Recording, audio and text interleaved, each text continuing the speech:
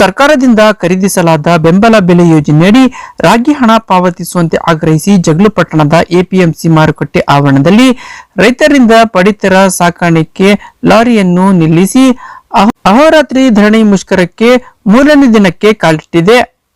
ಹೌದು, ಕಳೆದ 3 ದಿನಗಳಿಂದ ರೈತರು ಎಪಿಎಂಸಿ ಮಾರುಕಟ್ಟೆ ಆವರಣದಲ್ಲಿ ಅಲ್ಲೇ ಅಡಿಗೆ ತಯಾರಿಸಿ ಧರಣಿಯನ್ನು ನಡೆಸುತ್ತಿದ್ದಾರೆ.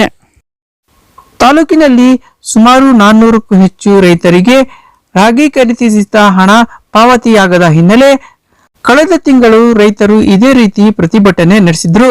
ಆಗ ಶಾಸಕ ಬಿ ದೇವೇಂದ್ರಪ್ಪ ಸೇರಿದಂತೆ ಅಧಿಕಾರಿಗಳು ಸ್ಥಳಕ್ಕೆ ಭೇಟಿ ನೀಡಿ ಮುಷ್ಕರ ಹಿಂಪಡೆಯುವಂತೆ ಸೂಚಿಸಿದ್ರು.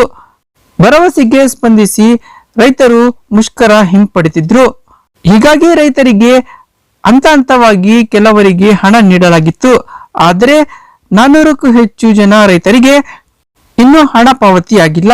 ಹೀಗಾಗಿ ರೈತರು ಧರಣಿ ಮುಷ್ಕರ ನಡೆಸುತ್ತಿದ್ದಾರೆ.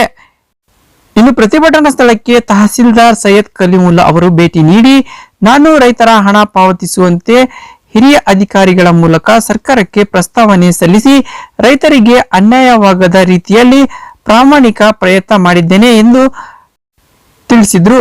ಅಲ್ಲದೆ ಡಿಡಿ ಶಿದ್ರಾ ಮಡಿವಾಳ್ ಅವರಿಗೆ ದೂರವಾಣಿ ಕರೆ ಮೂಲಕ ಆದಷ್ಟು ಬೇಗ ರೈತರ ಹಣ ಖಾತೆಗೆ ಜಮಾ ಮಾಡುವಂತೆ ಸೂಚಿಸಿ ನೀವು ಮುಷ್ಕರ ಹಿಂಪಡೆಯಿರಿ ಎಂದು ಮನವೊಲಿಸಿದ್ರು. ಆದರೆ ಪ್ರತಿಭಟನಾಕಾರರು ರೈತರ ಖಾತೆಗೆ ಹಣ ಪಾವತಿಯಾಗುವವರೆಗೂ ಮುಷ್ಕರ ಹಿಂಪಡೆಯುವುದಿಲ್ಲ ಎಂದು ಪಟ್ಟು ಹಿಡಿದು ಮುಷ್ಕರ ಮುಂದುವರೆಸಿದ್ದಾರೆ. ಈ ಸಂದರ್ಭದಲ್ಲಿ ಆಹಾರ ನಿರೀಕ್ಷಕ ವಸಂತ್ ಕುಮಾರ್, ಎಪಿಎಂಸಿ ಕಾರ್ಯದರ್ಶಿ ಶಿವಕುಮಾರ್ ಸೇರಿದಂತೆ ರೈತ ಮುಖಂಡರು, ರೈತರು ಮತ್ತಿತರರಿದ್ದರು.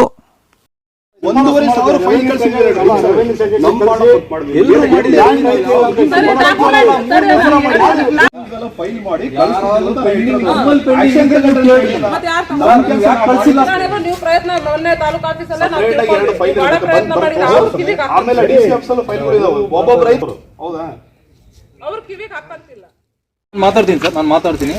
ನಮ್ಮ ಡಿ ಸಾಹೇಬರು ಸತತವಾಗಿ 3 ದಿನಗಳಿಂದ ಕಾಂಟ್ಯಾಕ್ಟ್ ಅಲ್ಲಿದ್ದು MLA ಸಾಹೇಬರಿಗೆ ಮಾತಾಡಿ ಈಗ ಹೊಸ MD ಯಾರಲ್ಲ ಸರ್ ಚೇಂಜ್ ಆಗಿರೋ ಆಫೀಸರ್ಸ್ಗಳು ಅವ್ರ ಜೊತೆಗೆ ಇದು ಮಾಡಿಕೊಂಡು ಇವತ್ತು ರಾತ್ರಿ DC ಸಾಹೇಬರು ಟ್ರೈನಿಂಗ್ ಹೋಗಿದ್ದಾರೆ ಅಂತ ಬಿಟ್ಟು ಅವ್ರ ಹತ್ರ ಕಾಂಟ್ಯಾಕ್ಟ್ ಮಾಡೋಕ್ಕಾಗಿರಲಿಲ್ಲ. ಅವರು ಟೀಮ್ ಜೊತೆಗೆ ಹೋಗ್ತಾ ಇದ್ದಾರೆ ವಿತ್ ಎಂಟೈರ್ ಡೀಟೇಲ್ ಅಂತ ಹೇಳಿದ್ದೀನಿ ಸರ್. ನಾಳೆ ಇಡೀ ಫೈಲ್ ತಗೊಂಡು ನನ್ನ ಟೀಮ್ ಕರ್ಕೊಂಡು ಬೆಂಗಳೂರು ಹೋಗ್ತಾ ಇದ್ದೀನಿ.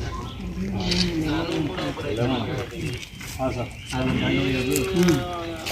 ಅಲ್ಲಿ ಅದು ನನ್ನ ಕೈಲಿಂದ ಏನು ಸಾಧ್ಯ ಇರಲ್ಲ, ಪ್ರಾಮಾಣಿಕವಾದಂಥ ಪ್ರಯತ್ನ ಅಂತೂ ಮಾಡತ್ತೀನಿ. ಗೌರ್ಮೆಂಟ್ ಹಂತದಲ್ಲಿ ಪೇಮೆಂಟ್ ಆಗಬೇಕಾಗಿರೋದ್ರಿಂದ ಅದು ಇವ್ರೇನು ಗೆರಿ ಹೊಡೆದು ಎಂದ ಆಗ್ತೈತಿ ಹೇಳ್ರಿ, ಯಾವ ಟೈಮಿಗೆ ಆಗ್ತೈತಿ ಹೇಳ್ರಿ, ಯಾವ ನಿಮಿಷಕ್ಕೆ ಆಗ್ತೈತಿ ಹೇಳ್ರಿ ಅಂತಾರಲ್ಲ, ಅದು ಹೇಳಕ್ಕಾಗಲ್ಲ. 100% ನಾಳೆ ಕೂತ್ಕೊಂಡು ಸೆಕ್ರೆಟರಿ ಸರ್ ಜೊತೆ ಮಾತಾಡಿ ಪ್ಲಸ್ ನಮ್ಮ MLA ಸರ್ ಒಳ್ಳೆಯವರ ಪಾಪ ಅವ್ರ ಹೆಲ್ಪ್ ತಗೊಂಡು ಅವ್ರ ಕಡೆ ಸೆಕ್ರೆಟರಿ ಸರ್ ಮಾತಾಡಿಸಿ ಇವ್ರೇನೋ ಹಿಂಗ ಹರ್ತಾಳ ಕುಂಡಿರ್ತಾರಲ್ಲ ಇದರಿಂದ ಪೇಮೆಂಟ್ ಆಗ್ತೈತೆ ಅನ್ನೋದು ಸುಳ್ಳೋದು. MLA ಸರ್ ಏನ್ ಅವಾಜ್ ಹಾಕಿದಾರಲ್ಲ ಮೊನ್ನೆ, ಅದಕ್ಕೆ ಗೌರ್ಮೆಂಟ್ ಹೆದ್ರಿ ಹಣ ರಿಲೀಸ್ ಮಾಡುತ್ತೆ ಹೊರತು ಇವ್ರು ಸ್ಟ್ರೈಕಿಗೆ ಎಲ್ಲ. ಅದಕ್ಕೆ once again MLA sir help ತಗೊಂಡು ಸೆಕ್ರೆಟರಿ ಸರ್ ಜೊತೆ ಮಾತಾಡಿ ನಾಳೆ ನಾನು ಅಲ್ಲೇ ಎದ್ಕೊಂಡು ಅದನ್ನ ಒಂದು ಹಂತಕ್ಕೆ ತಗೊಂಡು ಬರ್ತೀನಿ. ಸ್ಟಾಪ್ ಮಾಡಿದ್ರೆ 6 ತಿಂಗಳ ಕಾರಾಗೃಹ ವಿಧಿಸುವಂತ ಕಾಯ್ದೆ ನಮ್ದು NFS ಆಕ್ಟ್ ಅಡಿಯಲ್ಲಿ ಮಿನಿಮಮ್ 6 ತಿಂಗಳ ಒಳಗಿರ್ಬೇಕು ಅವರು. ನಾವು ರೈತರು ಅನ್ನುವಂತ ಒಂದು ಕನ್ಸರ್ನ್ ಇಟ್ಕೊಂಡು ರೈತರ ಮುಖ ನೋಡ್ಕೊಂಡು ಮಾಡಿ ಅದಕ್ಕೆ ಬೇಡ ನಾನು ಏನಾಗ್ತದ ಸರ್, ಒಂದು ನಿಮಿಷ ಏನಾಗ್ತದ, ಅವರ ತಾಲೂಕಿನ ಯಾರೋ ಜನರಿಗೆ ಹುಡುಗರೇನ್ ಸೌಲಭ್ಯ ಇರ್ತೈತಿ, ಅವರ ತಾಲೂಕಿನ ಯಾರೋ ಏನು MSPಡಿಯಲ್ಲಿ ರಿಜಿಸ್ಟ್ರೇಷನ್. ಹೌದು ಸರ್.